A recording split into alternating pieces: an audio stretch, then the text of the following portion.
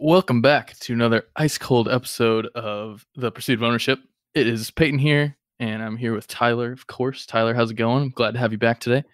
It's going great, man. I'd like to thank you for having the inspiration of popping the tabs to bring it in. And we're having to do this in one take, obviously, because I'm not going to waste cans. So Well, of course I think that went really well. Yeah, I hope that comes over well. Well, I mean, we've talked about this before, but with the lack of intro music, we got to do something to differentiate ourselves, you know?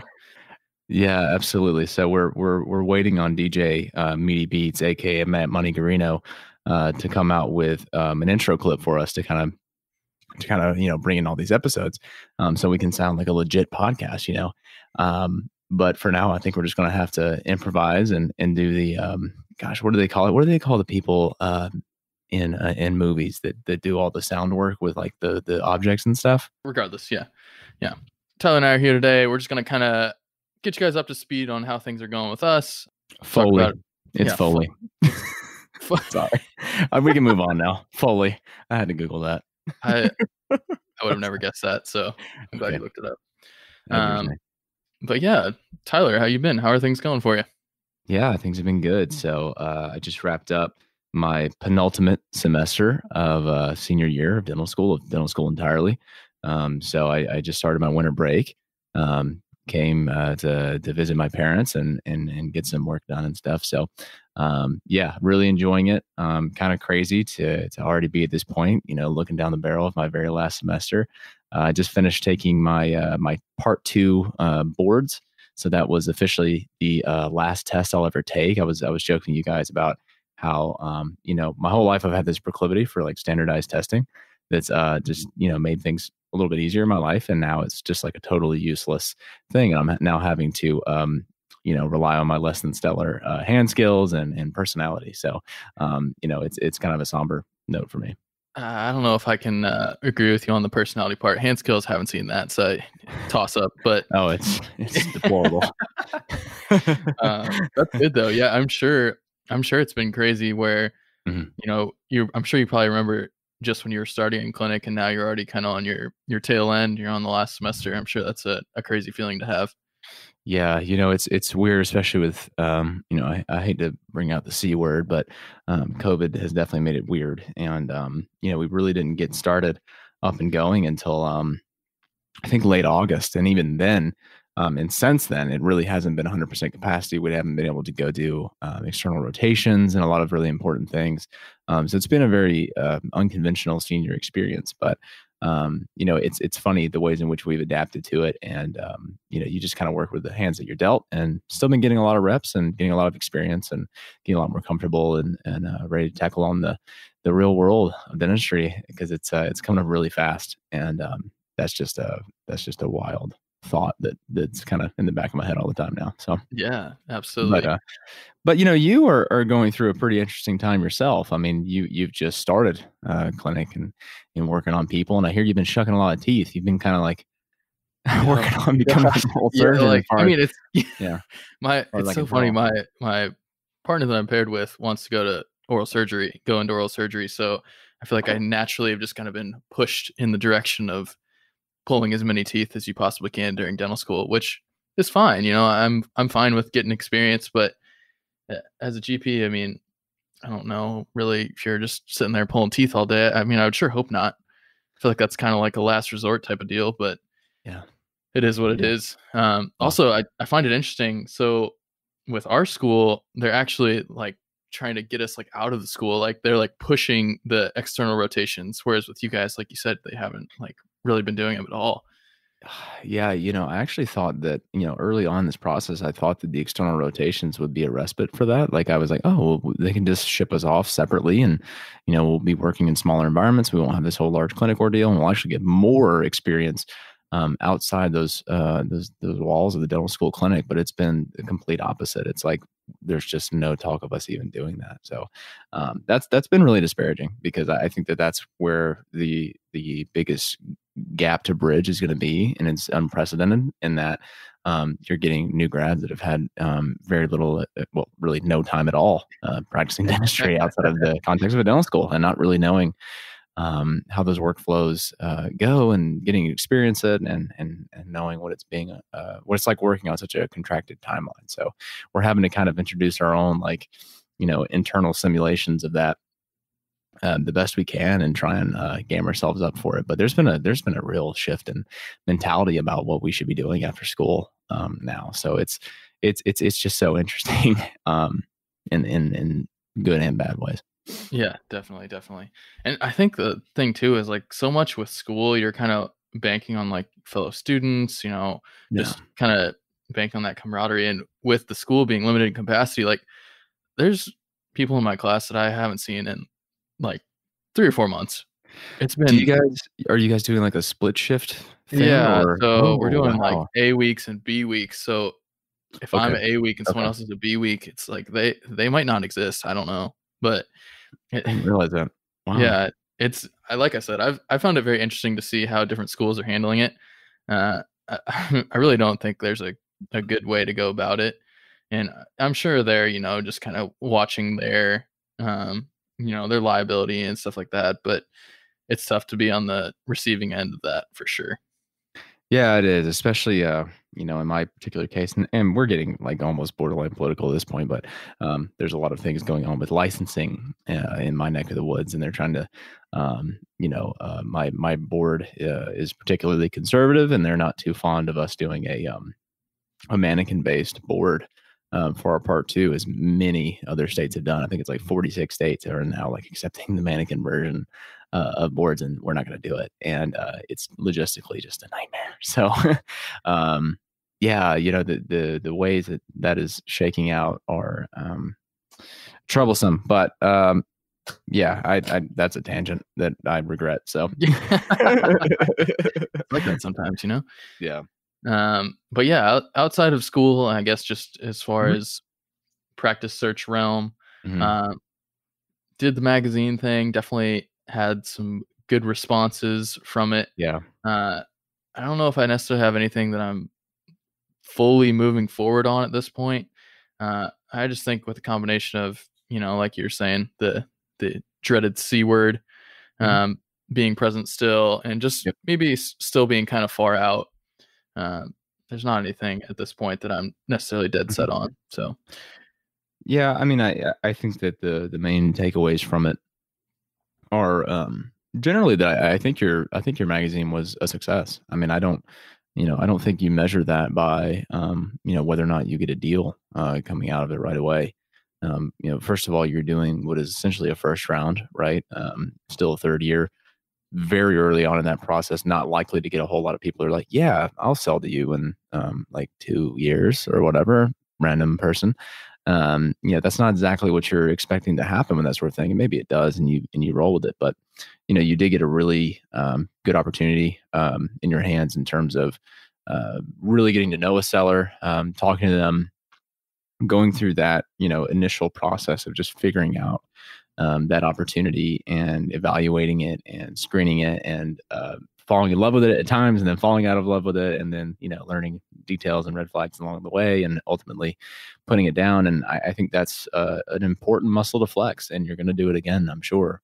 And ultimately, I mean, people have seen your face, and they know who you are. And when you're sending out another round, or you're having a second touch with these people, I mean, it's going to be all the more effective. So I still think it was a really good endeavor, and you should applaud yourself for it. yeah, no, it was definitely a very rewarding process, and I've got to say I've never checked my email so much. Oh Then my it, god.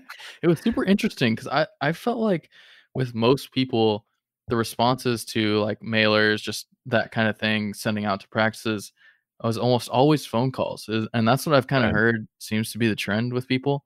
Hmm. And I did not have a single I take that back. I had one phone call Really. and probably 7 or 8 emails, which I thought it was interesting. I honestly appreciated Mm. it because I'm super terrible at answering my phone. Like, it's always on Yeah. silent, and I just but Hmm. yeah, it was Hmm. very refreshing to see the emails, like, instead, which was, nice for sure. But on top of that, what you were saying, just going through the process of talking to a seller, getting the numbers, and just kinda feeling that process out, because there's definitely a way to go about doing it that doesn't step on anyone's feet. Mhm. And because you can't just meet someone and be like, hey, show me your deepest, darkest secrets. Because I Yeah. like, that's kind of what it that's what it feels like sometimes when you're asking for someone's numbers for their practice. So it was cool to kind of go through that process of, okay, getting to know them, getting to know their philosophy and what they're about, and Mhm. then starting to slowly get into the numbers. And it's so funny, like, you can go through numbers a million times, and the time that you go through it on your own feels so much different. Yeah. You Yeah. just like have so much more of like, I don't want to say doubt, but it almost kind of is. It's different stakes for sure. Yeah.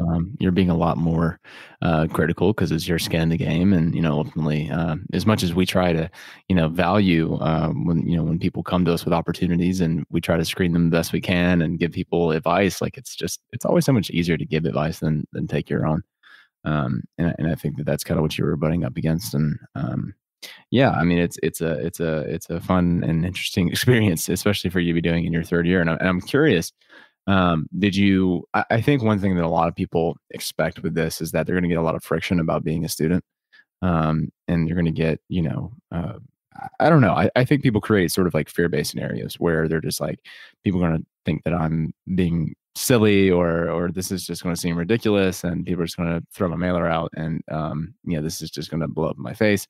What was the general tone of the responses that you were getting, and were these people sort of like amiable to really talking about this realistically? Obviously, you had one for sure.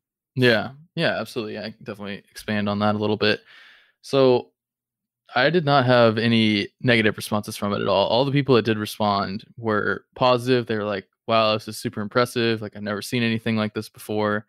I think it's really cool that you're doing this. A couple of them were to the tone of, I don't think I'm necessarily looking to sell yet, but I might be looking for associates in a couple years. But Hmm. I think it's just really important to keep those doors open regardless of what your Sure. plans are. Because, I Yeah. mean, something could come up. Maybe they realize, after sitting at home for a couple months that, yeah, maybe like this is something I'd be interested in a couple years. So I think regardless of the response, unless it's just super, super negative, I think I just really learned that keeping those doors open is critical, just regardless of what they say, because you never know what could develop in the long run. Yeah, I mean, I seem to recall fairly recently, and I may have this wrong, but was it Kevin Reardon? When we interviewed him, I think the office that he ultimately ended up buying was initially a no, and Yeah. then the seller got sick, Yeah. or there was a Correct. change. There was just like a sudden change of plans, and Hmm. their career was truncated by whatever that thing was, and then Kevin's name was in the back of that person's head because you took him out to lunch or something, and that's exactly what you're trying to manifest. And really, if you think about it, like with all these people that you have created these relationships with, I mean, there's a solid chance that over the next couple of years, that even the ones that didn't have anything for you, something will come up within that time, and they're definitely going to be thinking of you. So, again, like, you can't measure that success yet. Like, it's still very much ongoing, and your mailer is still very much doing its work. So, Yeah. yeah, Yeah. I mean, I think it was great. In a previous episode with Matt would have come out a week before this one, right? And talked about the student and pre-owner mastermind offerings.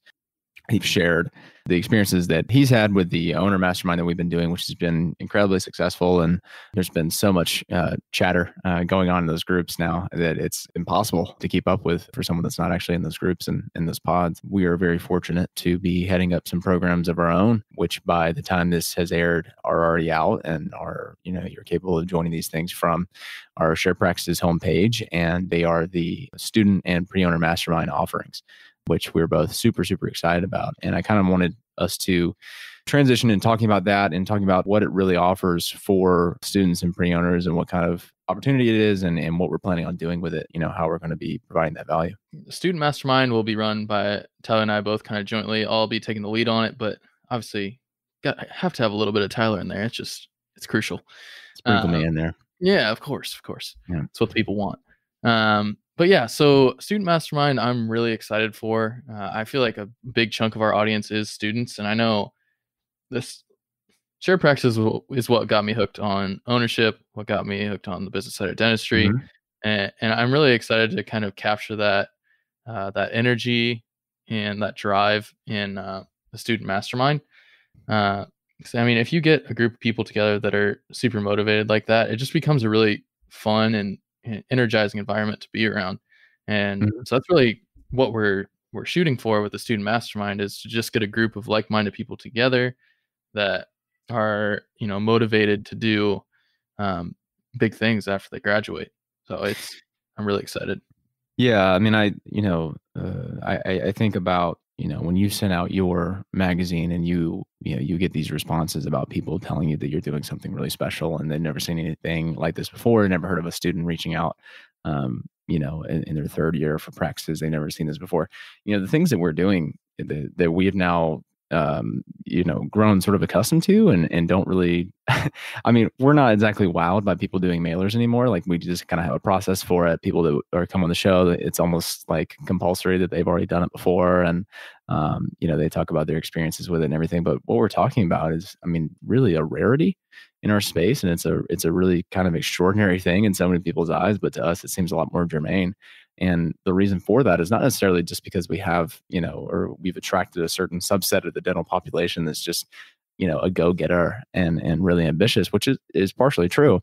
But it's that, it's this sense of community, and it's us coming together and sharing our ideas and what we're doing to try and advance ourselves towards goals that, while they are different, are more similar than they are different.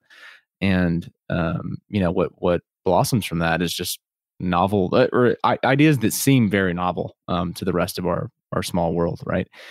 So a lot of the things that will come out of being a part of a group like that and engaging with other like-minded people, it's unquantifiable what comes from it, and doing things like mailers and landing yourself opportunities either right out of school or pretty soon out of school, things that seem almost insurmountable or unimaginable to so many of your average dental student or average new grad. These are just par for the course with what we're doing, and it's not like we guarantee that these things are going to happen, but it's just when you're engaging yourself with these types of people and that just becomes the norm, it's really incredible what comes out of it. I totally agree with you. To piggyback off of that, the magazine like mailer that I sent out, um, I would never have come up with that idea on my own. I mean, I'd obviously heard of mailers before. I knew what they were about, and I agreed like they're a great way to get to know selling dentists in the area. But I wouldn't have been able to come up with that idea had I not seen George's just advertisements for his practice that were magazines. Right. And I was like, oh, if it works for a dental practice, just advertising, why couldn't it work for finding a dental practice too? Yeah. So I feel like I can't fully take credit for the idea, but it wouldn't have manifested had I not been introduced to that, form of advertising. Yeah. I mean, I think it's important to understand that, like, I don't think you or I fancy ourselves like, what is it, thought leaders, right? Yeah. Like we're not exactly, transform the energy with these, the industry with these like totally novel ideas and expertise and just brilliance. Like that's not at all what we're really talking about here. I mean, we're just sort of being ringleaders for, this big, project and dynamic that we believe in, right? It's not like, we just have all the answers and we're giving them to people. It's just that we are providing a platform for the sort of conversations from which ideas like that spring, right? So it's just standing on the shoulders of giants and other people that are doing things like this, and just sharing those ideas and helping each other get them done more expeditiously. And I think that's just really the beauty of a mastermind. I kind of want to get more specific about what we're actually talking about doing. It's great. It's transformative. You're disrupting an industry, but like, what are we doing? Yeah, no, Right. that's what we're here. We're here to actually tell you what's going on. Okay, time for some Facebook reviews of Q Optics. The first one here is regret. This is someone who wished they could have had Q Optics Loop. They said, don't do, and they said a company name that we won't mention here, but it rhymes with fiber optic. Don't do fiber optic. Their customer service has been terrible for me and buddies from my same school. If I had the option, I definitely would have gone with Q Optics. Another one here by Setu. She says, I've researched and tried all of the different brands of loops, and Q Optics are the best loops, hands down. I got the prismatic and have noticed a huge difference in my work and posture. I like what Nick Hill did here. He said, a few classmates and I met the Oroscoptic, Surgitel, Designs for Vision, and Q Optics rep for lunch, each one on a separate day. Good call. That would have been bad to just invite them all for a big rumble. He says, I liked the Q Optics product the most lightweight, great design, no need for side shields since the frames are OSHA compliant, amazing customer service, and optical quality works well for me. I purchased the 3.5x non-prismatic. Okay, last review. Laura said, I have Q Optics Prismatic 4.0 and they are the best investment I've made in dental school.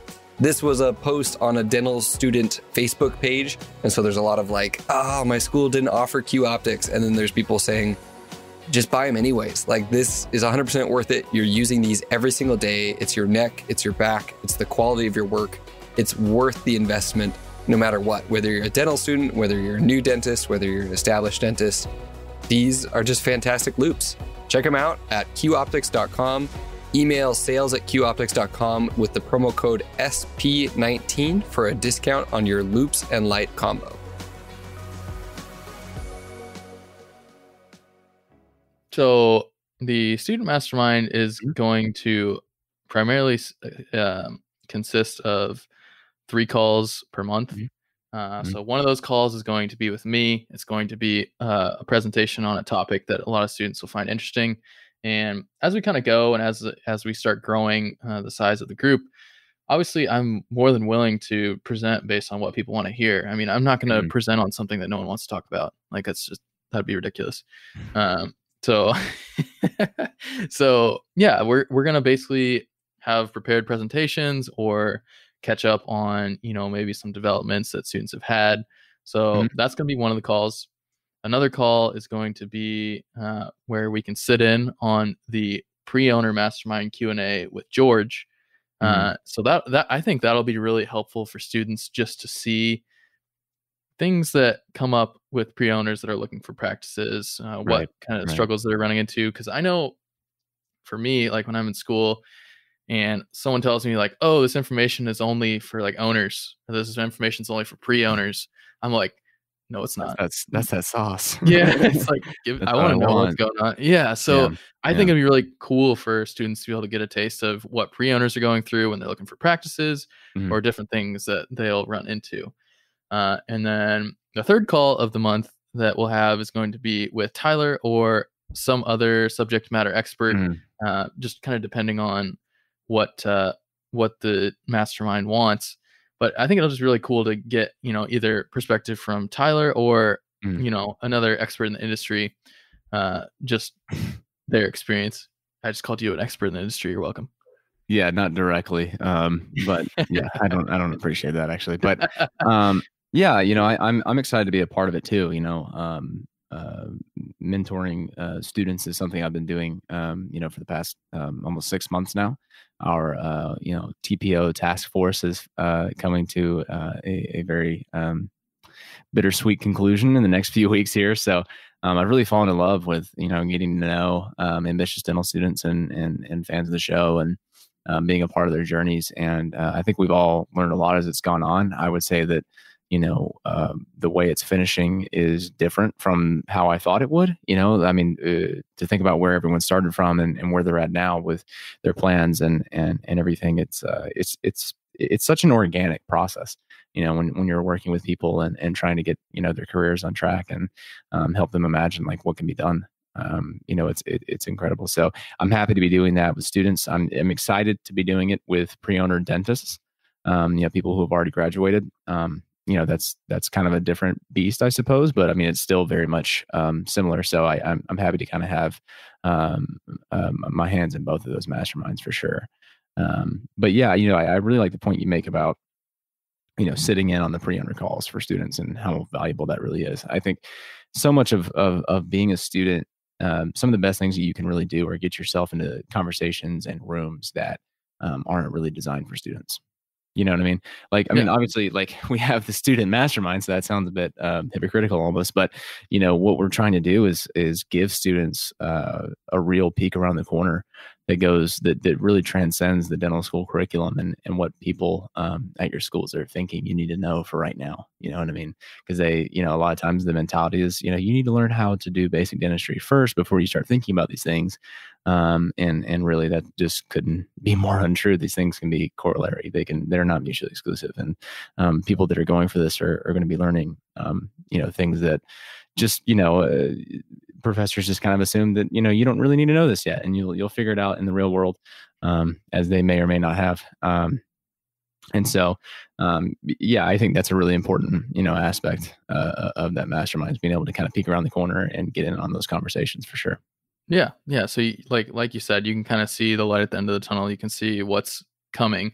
But I think too, it's really important is there's very few groups out there where you can ask a question about dental school, but also get a glimpse into what's coming Mm-hmm. and what's in the Yeah. future. Because I feel like with a lot of the Facebook groups or whatever it is, they're mostly dentists, and a dental student's not going to want to go in there and be like, hey, how do I be the most efficient in clinic as a D3? Like Right. that's just, no one's going to ask that. So I think it's going to be cool to have people that are in a similar situation as you, but also have the same goals looking forward as you. Because I think that's a relatively small group of people. Mm. And obviously, compared to all the dental students that are in all the dental schools, but when you get them all together, it really can be really powerful. So yeah, I think with these 3 calls, the new student focused academy content that we have coming out with it, it's going to be a really powerful and really fun group to be a part of. So I honestly can't wait. Yeah, you know, I think it's a real balance. It was a real balance for us in sort of designing these calls and how people are going to be interacting with each other, because we wanted people to get, you know, especially for students, we wanted people to be getting information that would be specific to them and serve them as students. Because there is some information that's more prudent for a student than it is for a dentist. But at the same time, we wanted to give people exposure and get them in on those conversations and those subject matters that are oftentimes precluded from them. So, you know, I think we've got it set up pretty well. And, you know, it's not just phone calls, right? So, you know, we have private Facebook groups set up. We have Slack groups. Slack is a messaging platform where we're able to sort of break things off into messaging groups and, you know, share files and all kinds of things within that. And, you know, that kind of sounds like every group me and WhatsApp or whatever thing, but it's pretty slick on Slack. So we really, we really like that. Yeah. So we have several different ways that people will be interacting with each other and interacting with our content. And obviously anyone that's in the mastermind will have access to our academy offerings as well. So any student in the student mastermind will get access to the student academy, which is going to have all kinds of resources and, you know, course content and all these great things that they're going to have sort of, you know, evergreen access to, just like you would like a streaming subscription or something like that. So, I mean, I really love this offering now. I think it's, you know, something, I think what we really built was the thing that we both wish we'd had, right? Like starting out D1, you know, this is what should have been in place from when we started school. And I think that's the best thing about it, really. Yeah. Yeah. As fun as listening to like hundreds and hundreds of hours of podcasts by yourself is, it'd be kind of nice to be able to talk through it with people. I mean, I'm not going to say that'd be nice, you know? Yeah. Yeah. I mean, I think that so many listeners of the show and avid fans of what we do and what we create and other shows too, right? It's not like we're, you know, the only ones doing this, but so many people that are really into it, that are engaging in self-education outside of school. There's a period of time where they feel sort of alone in that, right? Like they're willing to spend that sort of time outside of their like designated, you know, hours in school. And they're not just like, you know, just spending it on other extracurricular activities. Like they're, you know, willing to listen to these podcasts that aren't the Joe Rogan experience. Like this is dental stuff, right? Like it's kind of droll to like 99% of the population, more than that. But you know, these people have this sort of experience of being like kind of alone in this, and like they have this ambition, they have this drive, and they're figuring out how to manifest that and exercise that through different podcasts, through different online courses. And they're just sort of like trying to pave their own way and conglomerate all these different sources of information. There's not really any roadmap for, what is really the best use of their time? What do they really need to be focusing on? And now we're like really able to create that sort of community, and there's not that sense of loneliness. I think, I can't speak enough for what it's like to meet other people like yourself that are willing to have those sorts of conversations. You're not having to sort of like try to organically create them within your class, and then having that weird like discomfort of people actually don't want to talk about this. So, yeah, I mean, there's no stupid questions on these calls, and in these message boards and everything. And you don't have to be worried about like how these questions will be perceived by a faculty member or a classmate or whatever. Like, these are people that you understand them, they understand you, and what comes out of that is just incredible. And the more time you spend in it, the more things are going to be unlocked for you that you probably wouldn't have found on your own. So that's the beauty of it. And on top of that, I mean, conferences were a great place to talk with people, pick their brain, just see what they've learned from their experiences, how you've had your experiences.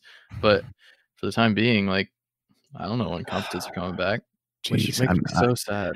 Look, I miss them. I really do. I miss them dearly. It's been a long time. I got into conferences, like I went to 2 conferences within like a couple months, and then like Corona, and I was like, oh my gosh. Yeah. Like I just got a little taste, and then nothing. Yeah, no. Generally, when you go to a conference, you'll go and they've got booths set up, and like limited attendance student CE, and maybe other events or speakers, keynotes, stuff like that. But a lot of times it's kind of, I think most people experience it as sort of a hangout, right? And you might be approached by Aspen or something, or you might talk to a rep that doesn't see that you're a student, and so they strike up a conversation, and like you end up talking to them, and then they find out you're a student. They're like, oh, okay, they're like visibly less interested in the conversation, right? So like conferences like can be cool, but it's just sort of like, it's how you navigate them, and people that are really going there to find something. What they'll do is they'll go and they'll introduce themselves to people, and they'll try and get into a conversation with someone that they really want to learn from. And, maybe they'll go have a drink, or they'll go have dinner or something like that, or they'll get their contact information. And from there comes a relationship with this person where they're really able to talk to them about real stuff and things that they're really interested in, and things that they're trying to do after school. And from that, you sort of like manifest opportunity, right? Like that's how you really do a conference. And the people that are interested in these sorts of things, and the people that, at least I believe the people that listen to our show, are the type of people to go to a conference with that sort of intent. I think that masterminds are a way to do that very much automatically. And, it's a sort of a scheduled talk where we're getting real, and we're not just talking niceties, and like we're really trying to talk about how we're going to make our dreams happen.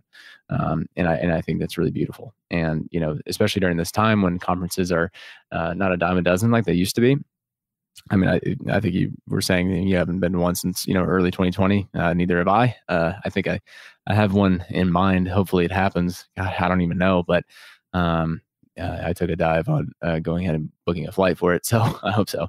But even once they strike back up, I still think this is an amazing opportunity to get those sorts of real conversations, those sorts of things that actually create opportunities. And they're the sort of things that don't arise from just listening to podcasts. They don't arise from just engaging in resources.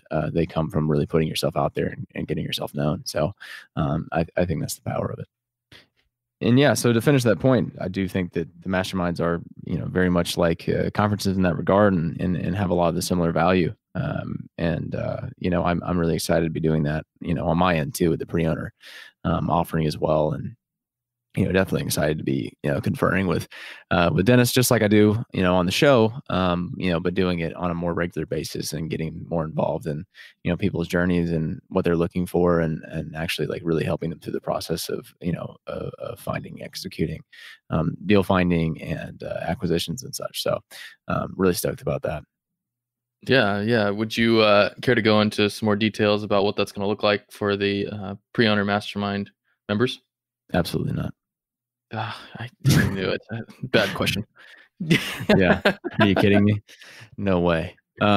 Yeah. So the pre-owner really has been modeled mostly off of the owner masterminds. Only it's not exactly broken up in terms of solo in group, and it doesn't have all the pod structure that they do because for the most part, people that are in that sort of pre-ownership stage, while they may have visions and intentions of different practice models and such, for the most part, they are a more homogenous group.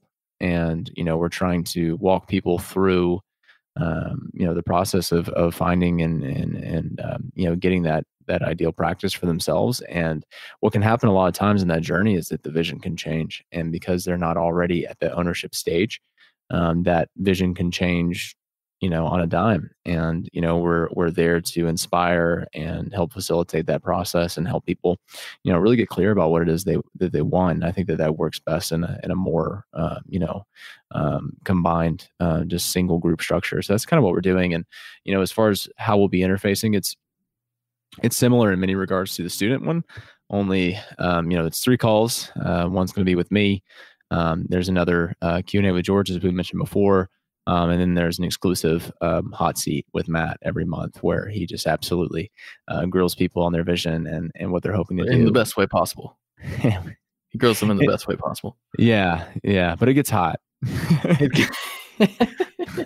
It's earned the name. It's going to leave some grill marks for sure. Yeah. But I'm super excited about that to really see Matt in action and, having him do that with my mastermind. I'm a little bit protective, I think, of my group that I have currently. But I'm just going to, let go of the reins and let him do his thing. But that's I'm super excited for that offering. Just getting to help people out. I mean, I've been in the pre-ownership stage for years now. Leading up the pursuit of ownership for some time. That's been a great experience, and I'm happy to be doing that in a more intimate manner that actually like interfaces more with the audience. And I think it's going to be a great time. And what I think people are kind of able to glean from all this is that what we're creating is a continuum. People that come into dental school and they go into the student mastermind and they follow that throughout their their term there. And they eventually get to the pre-ownership stage after they graduated. They go into pre-owner masterminds, and then once they have the practices, there's that owner mastermind, right? So it's this idea that masterminding and group work and coaching and all this, this is something that is going to be your companion throughout your entire career, no matter what stage you're at and what stage you're trying to get to. And what we're really trying to do is create that continuum for everybody and have a place for anyone that listens to this podcast, because we believe in this so much. And, so much of our efforts recently have been on expanding our offerings to allow people to have that sort of place, have that seat at the table. So, I think we're super proud of that. Yeah. Yeah. And I know this is such a cliche phrase, but the classic, you're average of the 5 people you spend the most time with. Yeah. I think this mastermind is kind of a perfect example of that. Surrounding yourself with like-minded people that are high achievers, people that want what's best for them, what's best for their families. I just think it's really great to have that kind of voice in your ear throughout the whole journey. So yeah, like you said, I couldn't be more excited for helping people out and ultimately getting people what they want out of their life. So it's gonna be great. And I think it'll be more than 5. Or at least I hope it'll be more than 5 people. Yeah, I would hope so too. I was just quoting that. It might be a different order of magnitude, but no, you're absolutely right. I mean, the more you interface with the type of people that are a reflection of who you are and who you're trying to be, the more efficiently you get to that point. So, I mean, that's the beauty of it, and it's something that I'm personally committed to for the rest of my career, right? Like I'm kind of getting out of the dental school phase of things and going into the sort of quote unquote pre-ownership stage. As a dentist, not owning a practice yet, some developments pending on that, but I just know that no matter what happens, even if I go non-clinical, even if I sort of step away from duties within, an actual practice, which that's not on my horizon right now, but even if that happens, I still believe that I'm going to want mastermind structure, and I'm still going to want, groups of like-minded folks that I can, bounce ideas off of, because I don't want to go back to that lonely stage where, I'm just sort of just amassing whatever resources I can find. Cause like when I think about that time, there was a lot of waste, there was a lot of just grasping at straws. And, there's the expression of like throwing spaghetti at the wall and seeing what sticks, right? Like you're just kind of like doing everything you can and just like seeing what is like really going to be efficacious and actually going to stick with you and actually be useful. And there's a lot of stuff that's not. And I think having people running alongside you and knowing, when you're on the right track is just so valuable and prevents a lot of wasted energy. So, I know I'm rambling, but I think it's pretty clear that I like really believe in what we're doing here. So, I'm excited for people to get signed up and to get to know these folks. Yeah, exactly. And yeah, like we were saying before, when this episode's out, you can sign up for these things. It's not like these are just imaginary kind of floating around offerings. We're not like, just talking about it anymore, man. Yeah, no, we're not just talking the talk, that you can walk the walk too. So yeah, Right. both of these will be active when this comes out. And if it's something you're interested in, you can absolutely look into it on our website. You can reach out to one of us if you have questions about it. I mean, there's so many different ways to get involved that it's exciting to be able to offer those things. Yeah, for sure. And, we'll have details in the show notes. I'm sure we'll make some posts on Facebook, Instagram, TikTok now for, for the younger crowd. We're trying to make this as apparent on all our platforms and, spread the gospel. So, really excited to do it. And, this has been a great interview too, Payton. It's good to catch up with you and talk about the things that are going on in your life and the things that you've been putting together. I know you've been working super, super hard on this project, and you look tired. I know you've been recording some lectures for the Academy offering today.